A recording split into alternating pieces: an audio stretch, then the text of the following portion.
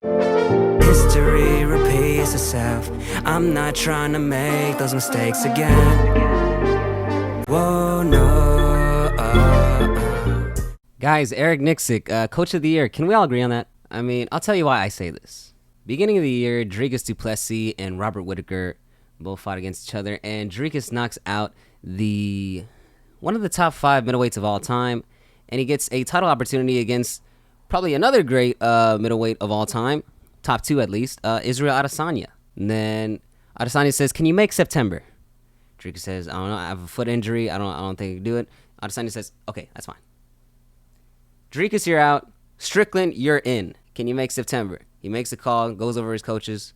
Then he said, "Yeah, hell yeah, we can do that." Now, to put in perspective, during that 7 weeks notice, you have to find a good sparring partner. You have to find good sparring partners. You have to coach. You have to study an opponent and coach this man against the greatest fight of his life on 7 weeks notice. Spend time away from her family. Has to put everything that they're doing and start a 7-week training camp to fight for a world title. Can you make the flight? He makes the flight to Sydney, Australia, and he corners Sean Strickland into his biggest fight of his career against Adesanya. Wins it, puts on the best performance of his life, and Coach Nicksick is there in his corner, congratulating the man. A couple months later, he has to fly to Riyadh, Saudi Arabia, with Francis Ngannou to corner him against one of the greatest heavyweights of all time in Tyson Fury, in a sport that Ngannou has never fought in before. You know, the guy hasn't been fighting in 2 years. He's coming off of a bad breakup with the UFC, and everyone's giving him crap like, oh, he's not gonna be able to do it. He's not gonna stand up with Tyson. It doesn't go 2 rounds. He's gonna get knocked out. Guy goes all 10 rounds, knocks down Fury, and arguably wins the fight.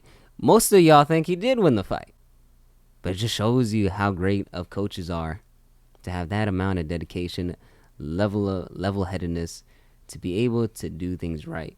Now, also, Dewey Cooper has a lot of credit. You got to give him credit as well. He's a great striking coach, and the amount of hooks that he was throwing at Tyson Fury, Francis Ngannou, oh my God, that stuff was just incredible. But we got to give him his rights. We got to give him everything, because behind every good fighter is a great coach. And to have that level of dedication to your craft and being able to corner a fighter in the best times and the worst times of life. I mean, Eric Nicksick has been there since 2018 of Ngannou's career, following the Stipe Miocic first loss.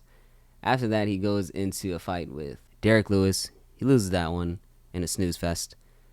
After that, he goes into his main event since the loss against Curtis Blades. He takes him all the way, fights him against a couple of legends in Cain Velasquez, Junior Dos Santos, and Stipe Miocic a second time, and wins the World Heavyweight Championship. And after all that, he still has to take him into the fire, coming off of the interim title fight, Cyril Gane, a title that was created to stab the back of Francis Ngannou. I mean, guys, let's be honest. Man, disrespect that Ngannou has been taken in the production of the UFC. I mean, that was the biggest fight of his life. He bet on himself, and the entire time he had Eric Nicksick. It's a Cinderella story for the books, and I think one that deserves all the credit in the world. This has been Fight Quest with another one. Thank you so much for watching, y'all. Like, share, comment, subscribe.